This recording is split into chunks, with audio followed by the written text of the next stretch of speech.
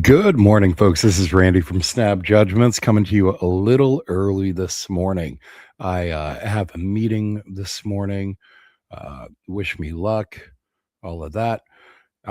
Anyway, quick coffee corner before we get started because I got some Green Mountain and it's the Colombian blend. I hadn't tried the Colombian blend before. It's solid. I like it. It's a little stronger than the Nantucket or there's another kind that I like too. Anyway, um, let's get started. So today we're going to be talking about the NFL Scouting Combine. That starts next week in Indianapolis. It officially starts on Monday. And we're going to talk more specifically about what actually matters there, what doesn't, and how fans, especially Patriots fans, should be watching it. Because every year this event gets framed the same way. We get obsessed with 40-yard dashes, bench press numbers, vertical jumps, risers and fallers. And every year people come away thinking they just watched the draft board get rewritten.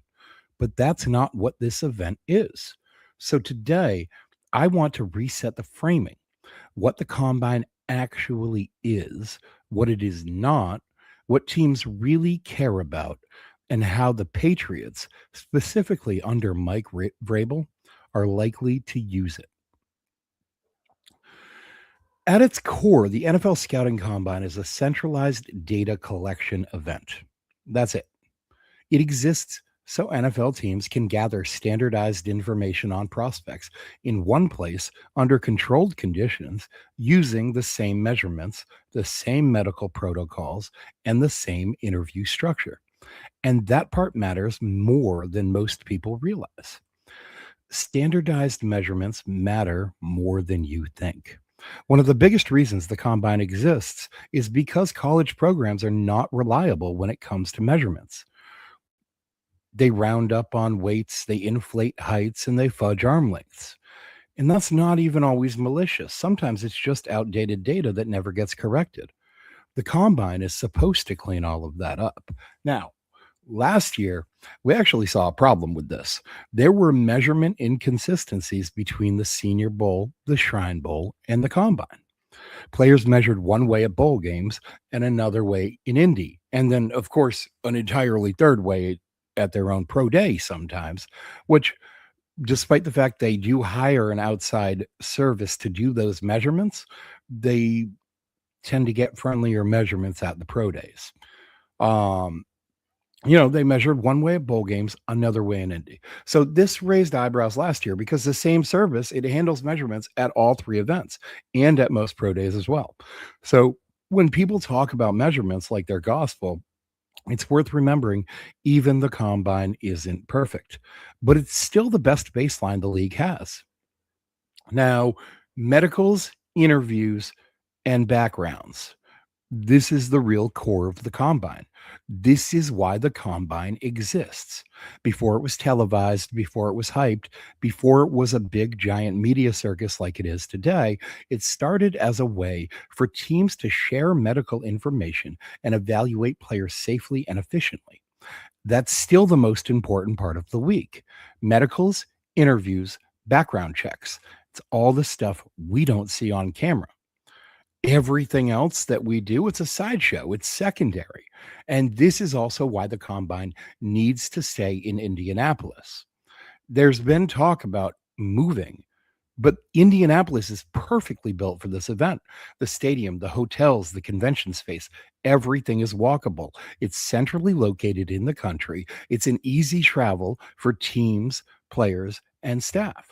If you start moving around the combine year to year, you destroy the efficiency that makes it valuable in the first place. This is not the Super Bowl. It's not supposed to be a destination event. It's a work event. On-field testing is context, okay? These are not conclusions that you should be drawing. This is where fans often go wrong. Your rankings should not change drastically because of the combine. Testing results should send you back to the tape, not replace it. If a player tests better than expected, go back and see if the tape supports it. If a player tests worse than expected, go back and see if the tape explains it. Athletic testing does not outweigh years of football evidence. Every year we fall in love with workout warriors because they're shiny and easy to sell in February.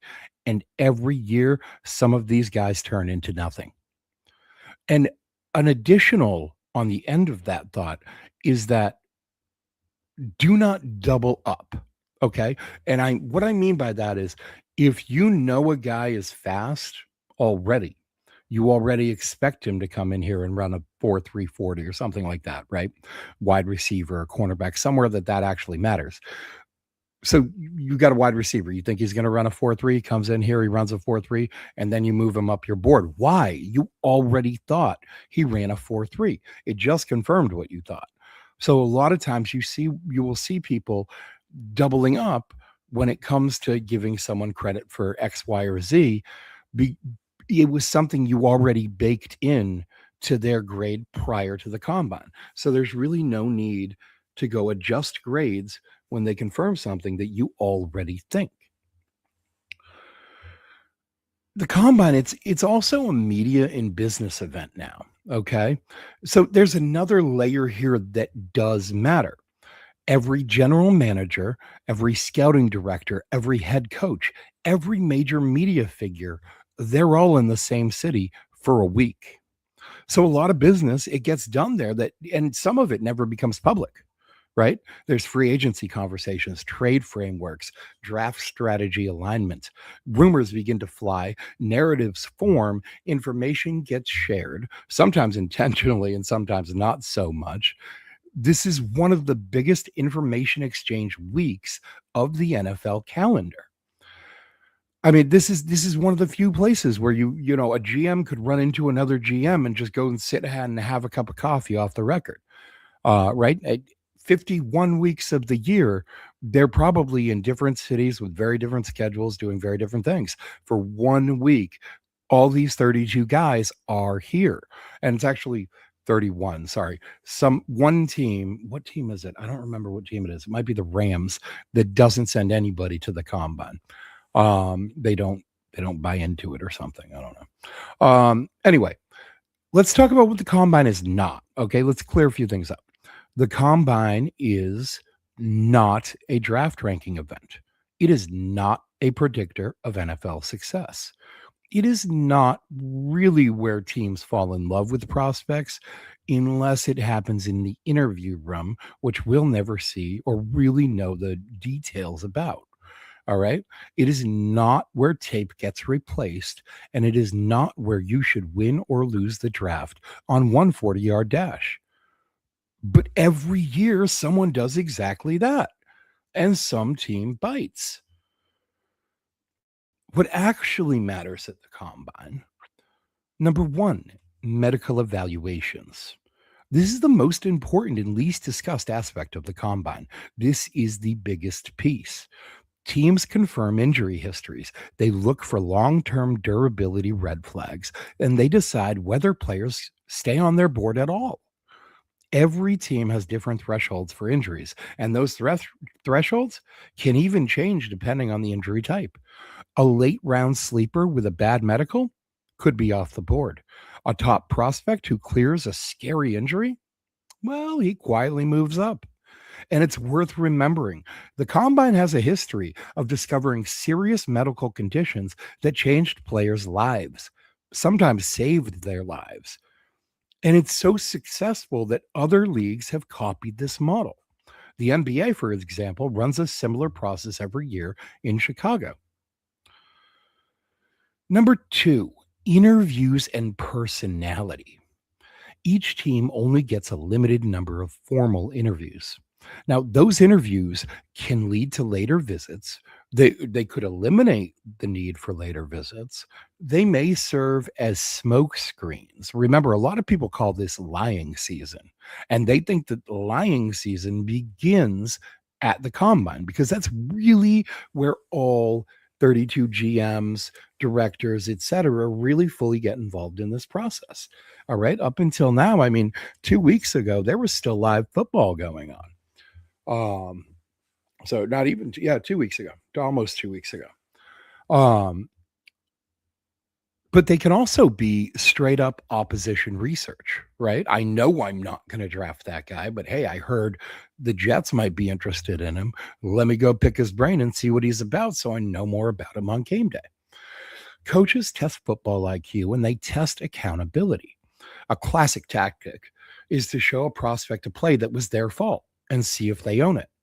Or maybe you show a prospect a play that wasn't their fault and see if they blame teammates or they kind of take the mature leadership route.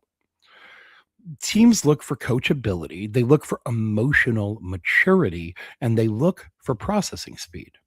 There's also a long history of teams asking ridiculous or uncomfortable questions, not because they care so much about the answer, but because they want to see how a player reacts when caught off guard. They want to throw you off your game and hit you with something else. Okay. So here's the part the fans never see. Teams already know a lot about these players. They hire private investigators, former law enforcement, former FBI agents. They talk to teachers, coaches, people from these kids' childhoods. The red flags, they don't always go public, but they 100% matter internally. Now, the third part that matters, the measurements, they do matter, okay? But context matters more. All right. Height, weight, arm length, wingspan, hand size. Teams care, but not universally. Mike Vrabel's history tells us something important specifically. He does not worship the measurables. He took Peter Skoronski in Tennessee despite the short arms. Now, he played him at guard, but he still took him. He took Roger McCreary, also at Tennessee, with very short arms, and he played him at corner. He took Will Campbell with historically short wingspan, and he threw him at left tackle. All right. What Mike Vrabel cares about, character, tape, processing, and a baseline level of athleticism. Measurements inform decisions. They do not dictate them. Now, number 4, movement skills over raw speed. If you're going to watch the 40, watch the 10-yard split. Acceleration and explosiveness matters more than top speed for most positions, but more important than any time, change of direction, balance, body control, fluidity versus stiffness. Who looks natural? Who looks mechanical? How does athleticism show up in a football movement? That leads us to number 5, position drills, because they can often matter more than time drills. And this is where you actually learn things, right? The wide receiver route running in hands, DB back pedal and transitions, offensive line footwork, anchor, and bend. The defensive line, what's their get off and redirect ability? Linebacker, coverage and movement. Quarterback, footwork and rhythm. These drills don't predict success, but they do reveal traits, and very oftentimes they can be used to throw something at a prospect that he hadn't seen before. Okay, not all these prospects play the game the same way in college, and certainly most of them don't play the same way in college that they will in the NFL. They may not see certain situations, they may not be asked to run certain routes or cover certain, opposing offensive players. So this is a setting where you can get them a little bit outside their comfort zone and see exactly, kind of expose where their flaws are, see where their strengths are, and inform your decision making from there in a way that it wasn't informed earlier by the tape, right? This is where you're trying to augment the tape or confirm the tape, not replace it. Now, what gets overrated every year? Number 1, the raw 40-yard dash numbers without context. Okay. The way you run in shorts without pads on may be very different from how you run with all those pads, helmet, all of that on. Okay. A specific example that I'll give you right now off the top of my head is Matthew Golden last year. Okay. Matthew Golden ran like a 4.28 or 4.29 40, which is absurdly fast, but he did not play that fast on tape. Okay, go watch his tape. He was getting caught by everybody. All right. He's a little bit of a smaller, lighter receiver that when you get the weight of those pads on it really impacts his speed. But he came in, he ran 140, like a 428, 429, so fast that a lot of people thought it was an error. And then he walked off, didn't do anything else, and got drafted in the first round. And he was somewhat disappointing this season. And I was somewhat not surprised because I always thought he got drafted earlier than he should have based upon a 40 that I'm not even convinced was accurate. Okay. Because I saw nothing that indicated 429 speed on any of his tape before or since. The only time that he has had 429 speed in his entire life was for 4.5 seconds last year. So this is a perfect example. Now, going on, bench press reps. This is honestly mostly useless for everybody. Vertical jump wow moments. All right. Now, those are exciting to watch, but do they really mean a lot? You can tell a little bit about a prospect's explosiveness, particularly as it compares, their vertical compares to their weight. But it doesn't really matter. One drill, rewriting years of tape, not a thing that should happen. Media driven combine risers and comparing players across positions by raw numbers. Now, what to watch this year? Who competes and who doesn't? Okay. I like competitors. I like guys that show up and don't worry about coming in first. They ask everybody else who's fighting for second, you know? Then you want to watch guys with medical questions. Do they test anyway? Watch guys who didn't play much last year or at all, like Jermod McCoy or Caleb Banks. Watch weight changes, especially on the edge. Some guys show up heavier or lighter than they played. And I mean, I think specifically again last year of Shamar Stewart and Nick Skirton. Both of those guys showed up significantly lighter than they played in college. Now, that didn't mean a position change specifically for them at the edge, but it did mean that they fit different schemes now than they did 30 pounds ago. All right. So that can mean, but it can mean a number of things. It can mean a position change. It could mean a disagreement with their college program on how they were best used, or it could be how they envision themselves at the next level. So watch who moves better than expected and watch who doesn't. Watch who interviews well and quietly rises, then watch who interviews poorly and disappears without explanation. Very often, people will start sliding down these draft boards, or we'll see players that everybody else thought was a first and second round pick. And in the actual draft, they're still there available on day 3. Sometimes the answers lie within those rooms. One other thing that I would mention is there are 2 things that I like to keep an eye on here. Number 1, who shows up and fails the drug test. Okay, because this is coming. Okay, I don't care if you smoke some pot. I really don't. I don't care about any of that stuff. What I care about is that you need to be making smarter decisions. This is a bad decision. Okay, this is the biggest job interview of your life. It means millions of dollars. You can't make bad decisions like that and come in, and fail drug tests and so forth. And I also want to see the weights some prospects show up at.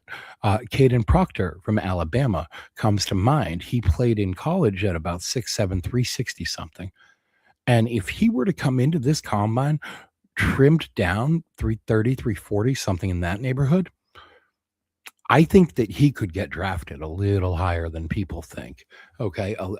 Some concerns about his game, I think, relate to his weight. And some of my concerns for him certainly relate to his weight. All right. A guy nicknamed Krispy Kreme by his teammates in college. There's a real reason to worry about that dude eating his way out of the league once he gets drafted. Anyway, looking at this through a Patriots specific lens, Vrabel historically values processing speed, discipline, toughness and availability, scheme fit and tape over traits, and coaches' trust more than anything, maybe. Some positions for us to watch closely. The offensive line, keep an eye on the footwork, keep an eye on the communication. Look at who's the leader out there on the field. The tight ends, movement, blocking. We need somebody who's a complete package at tight end, somebody who can block and catch. Excuse me a moment. Wide receivers, hands, routes, body control, separation. Separation can be everything in the NFL. Edge, first step, that explosiveness, that flexibility, that speed to power, right? Linebackers, we want to look at range, coverage, okay? Who can cover these routes? All right. Kyle Lewis is one who really stood out at the Senior Bowl, being able to cover some of those little shorter routes by running backs, which he not only was able to deflect, but intercept several of them. He is a highly talented player who's out there at linebacker.